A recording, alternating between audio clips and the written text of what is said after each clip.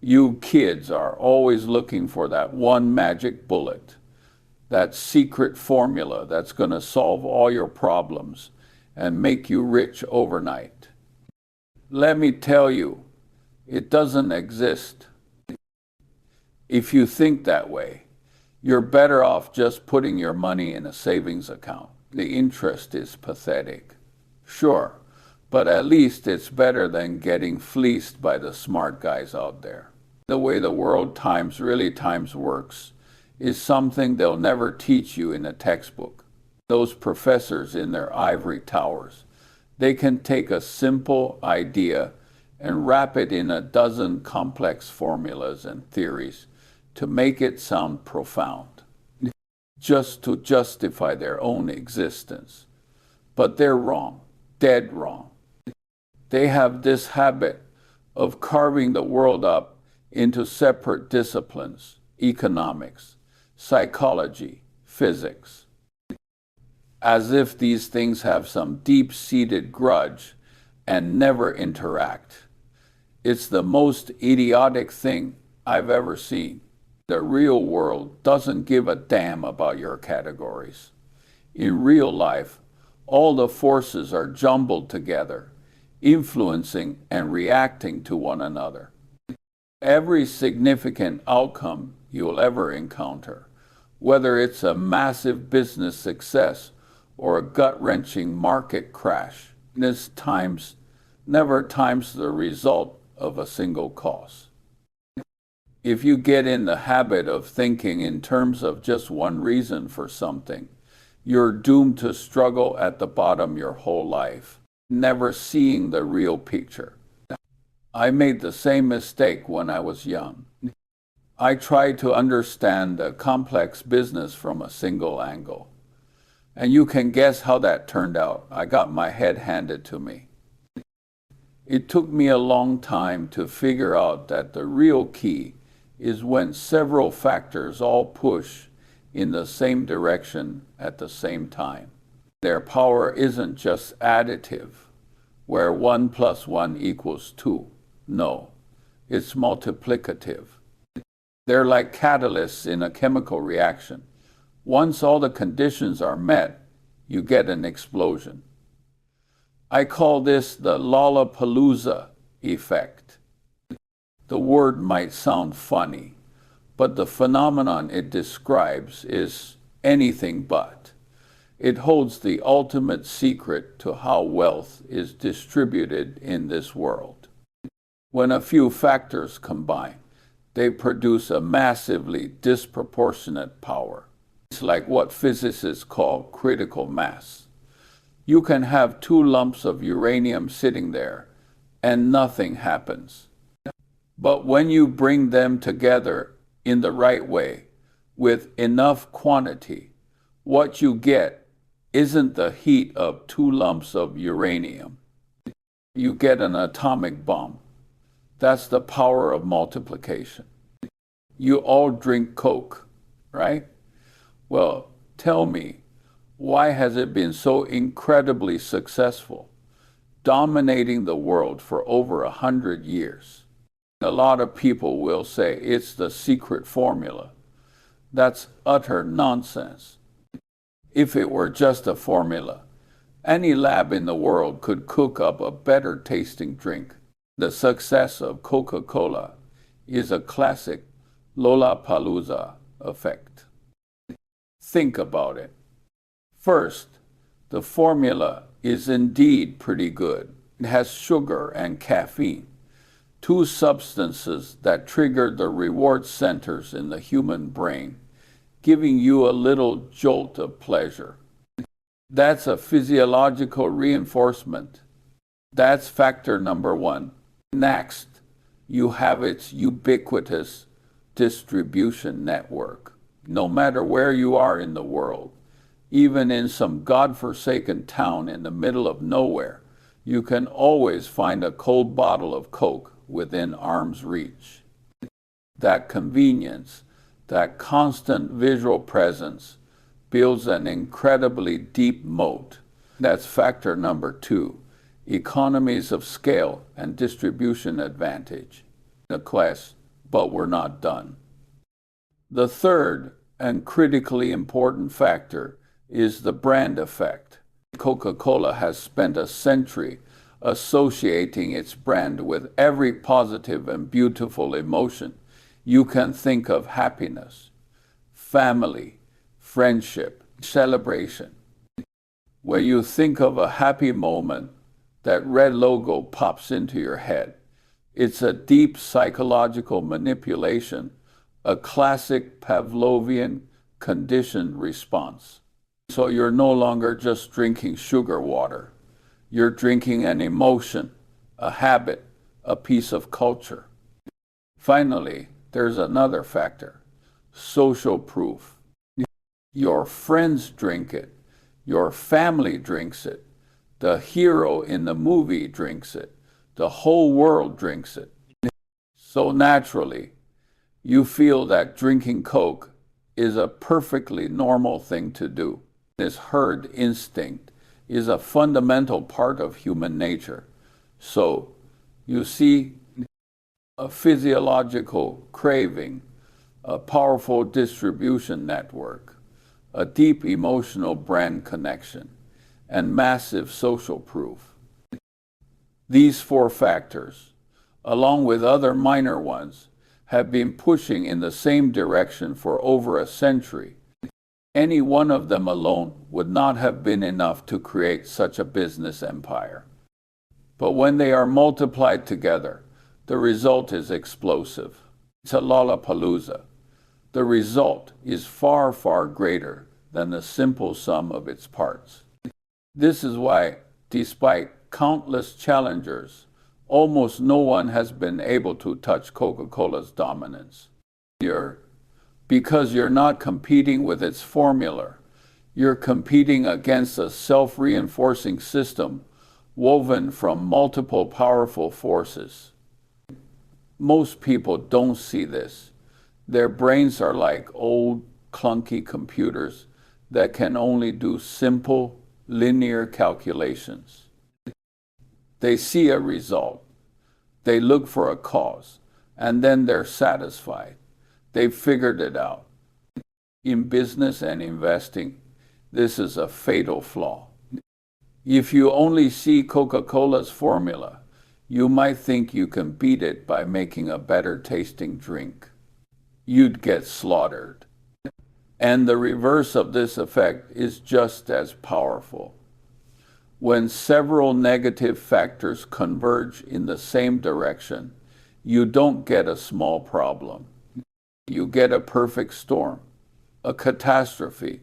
The 2008 financial crisis is a lesson none of us should ever forget, a classic case of a negative Lollapalooza effect. Back then, all those self-proclaimed masters of the universe on Wall Street thought they had it all figured out. They designed ever more complex financial products, gave them names full of Greek letters to make them seem incomprehensible to outsiders. The truth is, they probably didn't understand the damn things themselves. They just wanted to collect their commissions today. The risk, that was a problem for tomorrow, or better yet, for someone else. Just think of the factors that came together. First, you had extreme leverage. Those investment banks were gambling with 3-0-1 leverage, or even higher. That means a tiny dip in asset value could wipe out their entire capital base instantly. Leverage is an accelerator. It can magnify your success, but it disproportionately magnifies your failure. The second, you had the dumbest possible incentive structures. The traders and bank executives got astronomical bonuses when they were right. When they were wrong, the losses belonged to the company, the shareholders, or even the taxpayers. The system of privatize the gains, socialize the losses. What do you think they're going to do? They're going to close their eyes and crank the risk dial to the maximum. It's just human nature. You can't expect a lion that's been starved for 3 days to ignore a fresh piece of meat. Third, you had a total dereliction of duty from the rating agencies, the Moody's, S&P.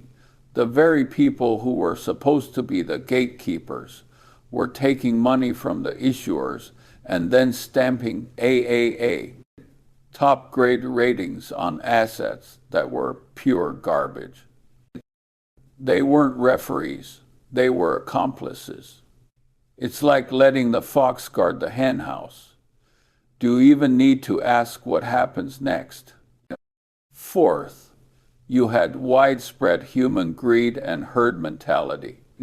When you see your neighbor, who you know isn't as smart as you, getting rich flipping houses and stocks and buying a fancy new car, what do you think?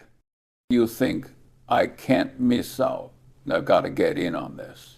So more and more people who had no ability to pay took out fraudulent loans to buy houses they couldn't possibly afford. The entire system, from top to bottom, was infected with a kind of irrational fever. High leverage, perverse incentives, compromised regulators, and human greed and envy. See? Again, a confluence of several powerful forces, all driving in the same destructive direction. They collided and reinforced one another. High leverage made bad decisions fatal.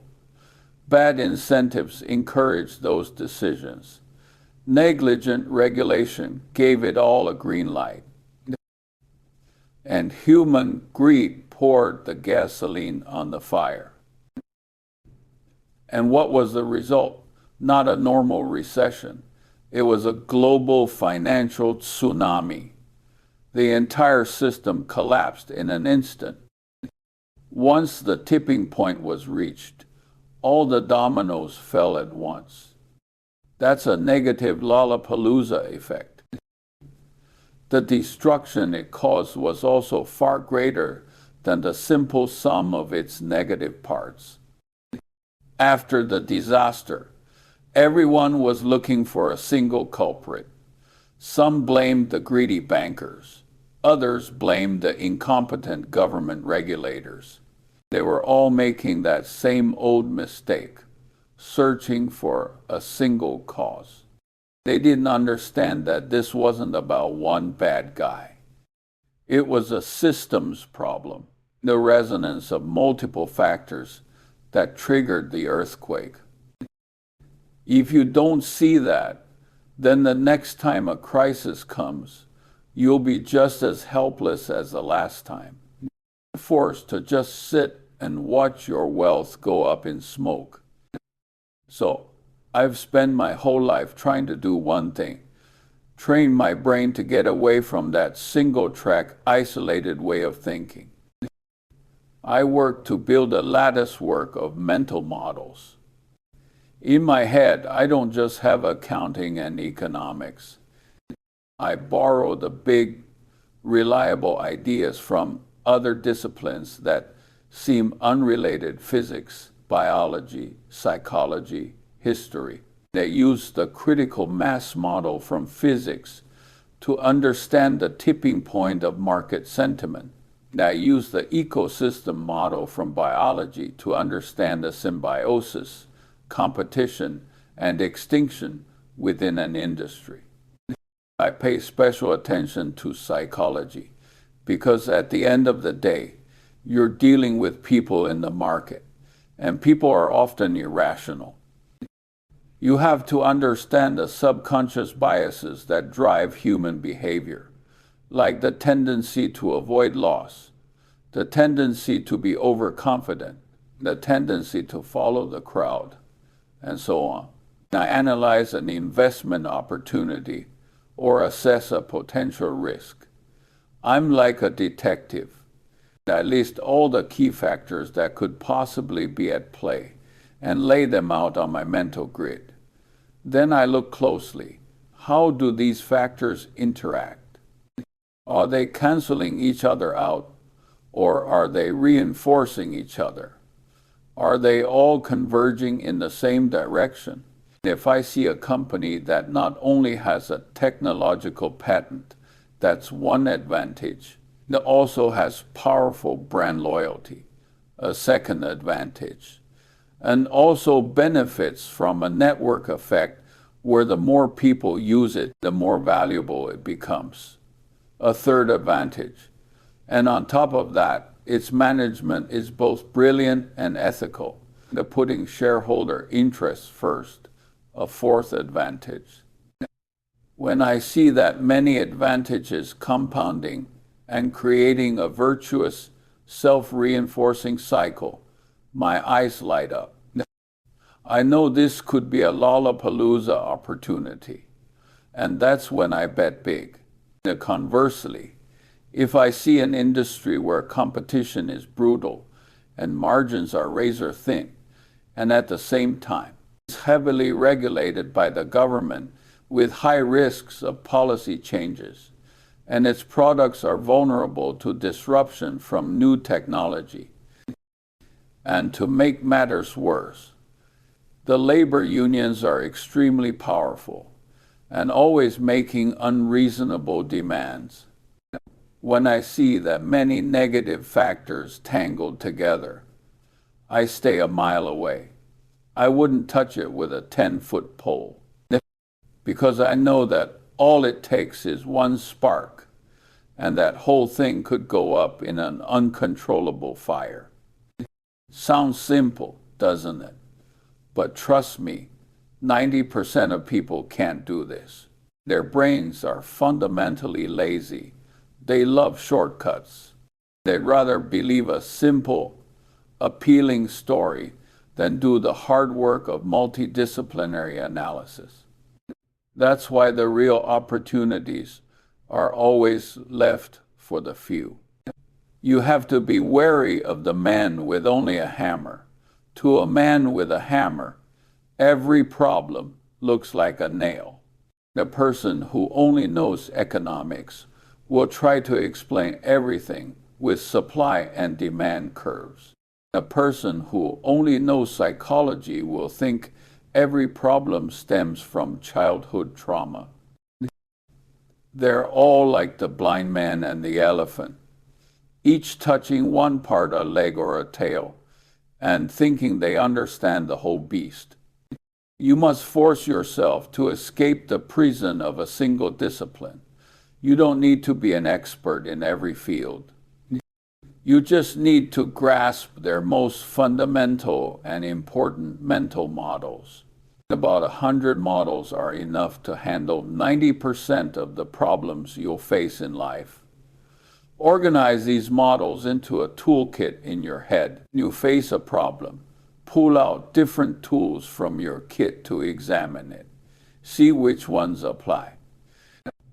See how they combine to produce an effect. You see several models from different disciplines all pointing to the same conclusion. You're getting close to the truth. That's the secret of Charlie Munger. There's nothing magical about it. It's just a willingness to do the basic, rational, intellectual work that others are too lazy to do. So, starting today, forget that childish idea of looking for a single answer. When you analyze any important problem, whether it's in your career, your investments, or your relationships, ask yourself this question: what are the key factors really at work here? Is their power additive or multiplicative? Are they converging or diverging?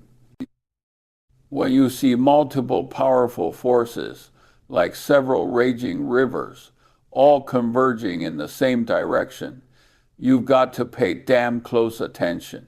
Adrenaline should start pumping, because it means something huge is about to happen. It could be a massive opportunity that will make you financially independent, or it could be a massive disaster that will wipe you out. And your job is to use your lattice work of mental models to see which way that combined current is flowing, and then make the most important decision of your life. Either you ride that tide and set sail, or you get to shore as fast as you can and run for the hills. The reason most people lead lives of mediocrity is that they never realize the Lollapalooza effect exists. They waste too much time and energy on small, single-factor opportunities while ignoring the systemic opportunities created by the confluence of many factors. Likewise, they are numb to the slow accumulation of systemic risks, only to be filled with regret when disaster finally strikes. Don't be one of those people. Be part of the rational, intelligent minority. Look for those opportunities where multiple advantages are stacked on top of each other. Then, like a crocodile, lie in wait patiently for that tipping point to arrive, and then strike with lethal force. At the same time, avoid the traps where multiple disadvantages resonate, as if you were dodging the plague. If you can do that, you won't need to be busy all the time. You only need to make a few of these key decisions correctly in your lifetime to live a prosperous and wise life. Remember what I told you. The world is multiplicative, not additive. Once you truly understand that, you're already ahead of 99% of your competition.